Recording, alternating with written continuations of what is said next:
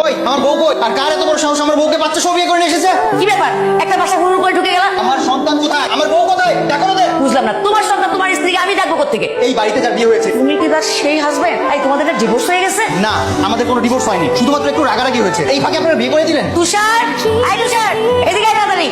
কি হচ্ছে মা? এই তো আমার মেয়ে। আম্মু কেমন আছো মা? কে আপনি? আমি ওর বাবা। ওকে একটু রাখো তো। কে আসছে? তোমার প্রাক্তন স্বামী। চুপচাপ বসে থাকো, আমি দেখছি। কি হয়েছে এবার বলেন। আমি আপনার নামে মামলা করব। কেন? আপনি আমার ওয়াইফকে আমার ডিভোর্সের আগে বিয়ে করেছেন, আবার বলছেন মানে? তুমি এখানে?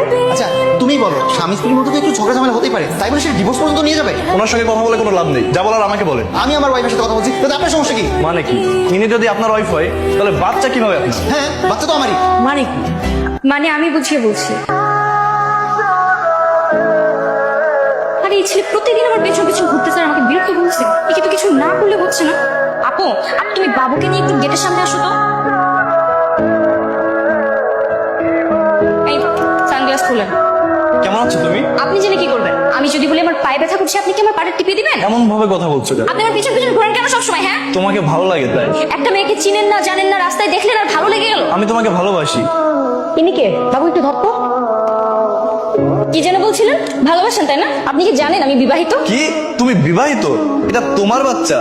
আচ্ছা, তোমার হাজবেন্ড কোথায়? আমার ডিভোর্স হয়ে গেছে। এসব কি করলি রে তুই? আমি ওকে বাজিয়ে দেখতে চাই ওর ভালোবাসার দূর কত দূর। তাহলে কি করবি তুই? আমার তো মনে হয় না আজকের পর আর কিছু করতে হবে। আমার চোখের সামনেই আসবে। যদি আসে, তারপর যদি তোকে বিয়ে করতে চায়, করবো বিয়ে। তারপর বাসাটাতে তোমার বাচ্চাকে নিয়ে বাসা করতে চলে যাবো। তখন ভালোবাসা বাসা ধরে জানালে পালাবে। মাহি শোনো, মাহি শোনো।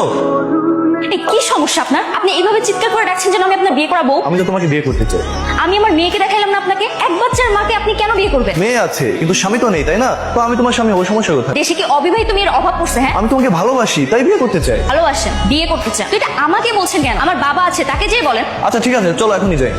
আমার মনে হয় আপনি ভুল বাড়িতে ঢুকে পড়েছেন। এ বাড়িতে ডিভোর্স কোনো মেয়ে নেই, কারো বাচ্চা নেই। বাবু শোনো, তুমি একটু চুপ করো। এখানে একটা ঘটনা লুকানো আছে, আমি তোমাকে পরে সব বুঝিয়ে বলবো। ঠিক আছে, আপনি তাহলে ছেলে আর ছেলের মাকে নিয়ে আসুন। আমার ছেলের তোমার খুব পছন্দ হয়েছে। আর আপনার আমাকে পছন্দ হয়নি? আমার পছন্দ হয়েছে বলেই তো তুমি ডিভোর্স, বাচ্চা আছে, তারপরে তোমাকে আমার ছেলে বউ করে নিচ্ছি। সবকিছু জেনে শুনে আপনি এবং আপনার ছেলে, আপনাদের যদি আমাকে পছন্দ হয়ে থাকে, তাহলে আপনারা আমার বাবার সঙ্গে কথা বলতে পারেন। আলহামদুলিল্লাহ।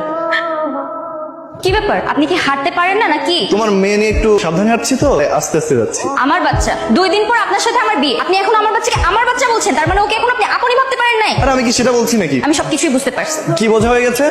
আচ্ছা ঠিক আছে, আর বলবো না, চলো। এই তুষার, কি অবস্থা তোর? কই যাচ্ছিস? একটু সামনে যাচ্ছি রেস্টুরেন্টে। কাছে উনি কে? আমার হবু স্ত্রী, বিয়ের দিন তারিখ ঠিক হয়ে গেছে, তুই সময় মতো দাওয়াত পেয়ে যাবি। সবই তো বুঝলাম, বাচ্চাটা কার? আমার বাচ্চা কোনো